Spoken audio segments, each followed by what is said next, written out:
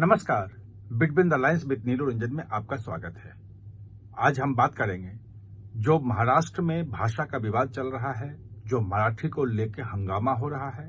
राज ठाकरे और उद्धव ठाकरे जो एकजुट हुए तो लगा कि क्या करेंगे, क्या जो बाला साहब ठाकरे की लेगेसी है, जो हिंदुत्व की लेगेसी है, उसको लेके आगे बढ़ेंगे। जो महाराष्ट्र में भाषा का विवाद चल रहा है, लेकिन नहीं, वो लेके आगे बढ़े भाषा विवाद को।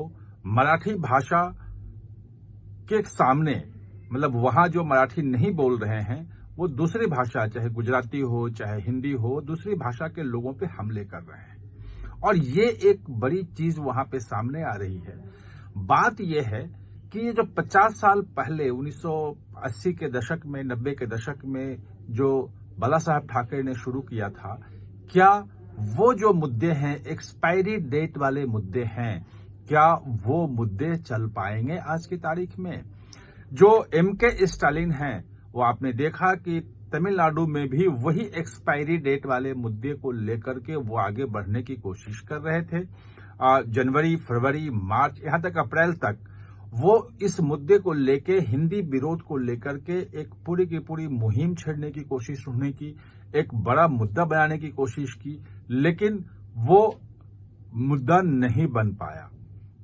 तमिलनाडु के अंदर से ही आवाज उठी।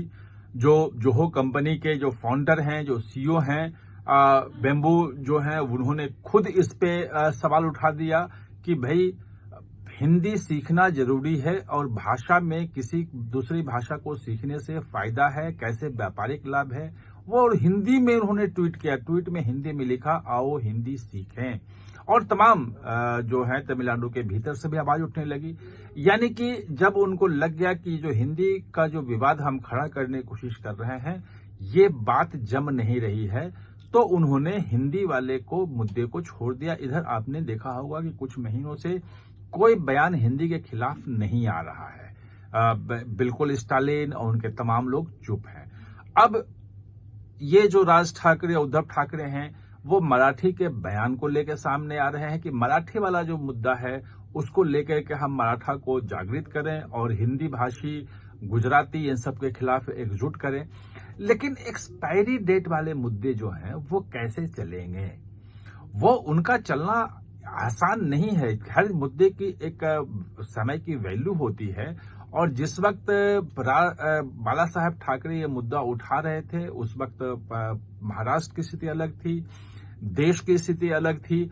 अब देश काफी आगे जा रहा है और तमाम, मतलब तमिलनाडु से लेके, महाराष्ट्र से लेके, गुजरात, बेंगलोर आप कह लें, हर जगह इतनी बड़ी बड़ी कंपनियां आ रही हैं, इतने बड़े पैमाने पे वहां पे रोजगार की जरूरत है, कामगारों की जरूरत है कि उसमें तो बाहर बुलाया जा रहा है। गुजरात में तो जितने बड़ी बड़ी कंपनियां आ गई हैं कि बिहार और पूर्वी उत्तर प्रदेश के और पश्चिम बंगाल के सब मजदूर वहां जाके और तमाम अच्छे पदों पे भी सब काम कर रहे हैं। पूरा का पूरा आईटी सेक्टर जो आप देख लेंगे बेंगलुरु का, कर्नाटक में, बाकी दूसरे शहरों में है, उसमें बहुत सारे लोग बिहार के लोग हैं, बाकी जगह के लोग हैं। केवल अगर उनको निकाल देंगे, हटा देंगे तो बात नहीं बनेगी। लेकिन कुछ लोग जो हैं, जैसे राज ठाकरे और उद्धव ठाकरे को लगता है कि ये मुद्दा अगर हम उठा दिया, ये मुद्दा अगर चल गया तो शायद बीएमसी का जो इलेक्शन होना है उसमें हमें कुछ फायदा हो जाएगा और कुछ सीटें आ जाएंगी। लेकिन क्या ऐसा दिख रहा है? ऐसा इसलिए नहीं दिख रहा होता हुआ क्योंकि ये मुद्दा बहुत पुराना हो गया, इसका एक्सपायरी डेट खत्म हो गई है और इसमें अब ये मुद्दा उठाने से कोई फायदा नहीं है। दूसरी बात कि वहां पे जो इसके खिलाफ खड़े हैं, जो उनको लग रहा है, वो है एकनाथ शिंदे, जो उप मुख्यमंत्री हैं। शिवसेना पे उनका कब्जा हो गया है। और जो आप देखें कि हिंदुत्व की राजनीति थी, बाला साहब ठाकरे की जो लेगेसी थी, उस लेगेसी पे दावा जो है एकनाथ शिंदे ने कर दिया और उनकी पार्टी पे भी हथियार लिया और हिंदुत्व की बात करने लगे। हिंदुत्व का जो मुद्दा है वो कहीं ना कहीं शिवसेना के पास आ गया है।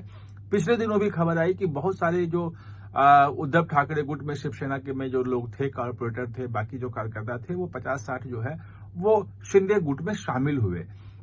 यानी कि शिंदे गुट जो है, शिवसेना जो है, वो एक मजबूत स्थिति में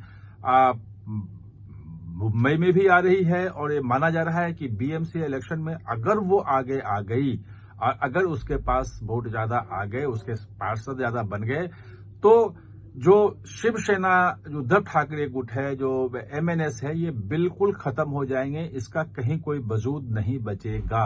मतलब जो लोकसभा का चुनाव हुआ उसमें तो गए ही गए, पार्टी से भी गए, और अब पूरी की पूरी राजनीति खत्म हो जाएगी। तो उसको बचाने के लिए ये इस ढंग से आए हैं। समस्या यह होगी, कुछ बयानवीर नेता हैं, जैसे में निशिकांत दुबे हैं, उन्होंने अनावश्यक रूप से बीच में कूद के बयान दे दिया कि हम पटक पटक के मारेंगे। वो एक मुद्दा बन गया है, उसने मतलब आग में घी डालने का काम किया है, और उद्धव ठाकरे और राज ठाकरे को एक और उसके एमएनएस को और शिवसेना उद्धव ठाकरे के जो नेता हैं उनको एक मुद्दा मिल गया है उनके खिलाफ बोलने का। लेकिन वहां पे अगर आप देखेंगे कि देवेंद्र फडणवीस हैं, एक बड़े नेता वहां पे हैं, और जिस ढंग से उनको भाजपा जीती है, वहां पे 149 सीटों पे लड़ी थी और 134-35 सीटें भाजपा को अकेले आ गई हैं। तो ऐसे इतने लोकप्रिय नेता के होते हुए, और मतलब उन्होंने निशिकांत दुबे को कहा भी है कि उन्होंने जो कुछ भी कहा गलत कहा है। उनका उद्देश्य भले हो कि हम जो लोग हिंदी भाषियों को पीट रहे हैं, मार रहे हैं, हम उनको पटक पटक के मारेंगे, लेकिन उनके लिए भी ये बयान ठीक नहीं है। मांग उठने लगी है कि निशिकांत दुबे इस मामले में जो है अपना क्षमा याचना करें, उसको अपने बयान वापस लें, माफी मांगे।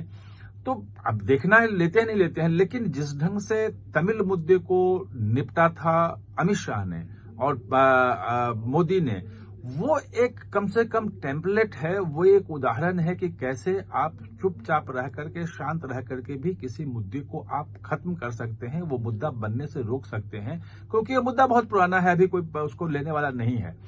आपने देखा कि जब भी मदुरई में हो, चाहे चेन्नई में हो, कहीं भी कोयम्बटूर में थे अमित शाह, जब भी भाषण शुरू करते हैं तमिलनाडु में, तो वो साफ साफ कहते हैं कि भाई हम माफी मांगते हैं क्योंकि हमें तमिल नहीं आती है, हम जो है आप हिंदी में बोलेंगे। और तमिल की प्रशंसा, तमिल भाषा की जो प्राचीनता है, वो सबकी पूरी तारीफ करते हैं, तमिल संस्कृति की तारीफ करते हैं। तो आप उसको आत्मसात करते हुए, उसकी तारीफ करते हुए ही उस जो मुद्दा बनाने की कोशिश हो रही है उसको खत्म कर सकते हैं आप। ये टेम्पलेट जो है, ये चीज अमित शाह ने वहां पे सेट कर दी है।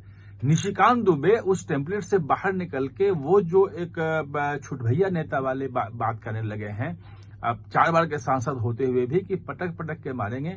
तालियां तो बज सकती हैं, कुछ कट्टरपंथी जो हैं, जो बाकी लोग हैं, वो कह सकते हैं कि बहुत अच्छा कहा, लेकिन एक राष्ट्रीय पार्टी के रूप में जो जिसकी सरकार महाराष्ट्र में हो, जो पूरे देश में बाकी बचे राज्य हैं वहां पे सरकार बनाने की कोशिश कर रही हो, भाषा के विवाद में उसके सांसदों को, उसके नेताओं को नहीं पड़नी चाहिए, क्योंकि हर राज्य की अपनी अपनी भाषा है।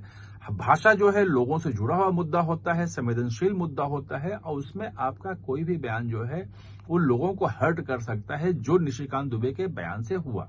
लेकिन देवेंद्र फडणवीस ने भी मामला संभाला है।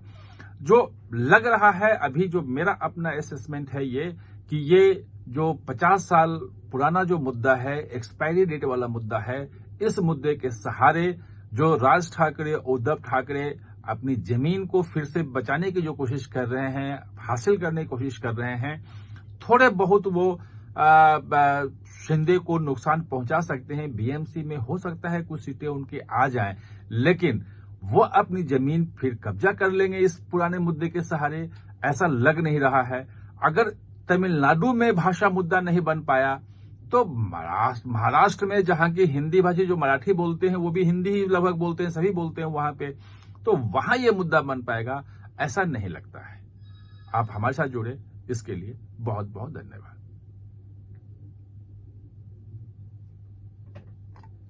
और हाँ, चैनल को सब्सक्राइब करना ना भूलें, इसका बेल आइकन दबाएं ताकि नया वीडियो कोई भी आए तो उसका नोटिफिकेशन समय पे आपको मिल जाए।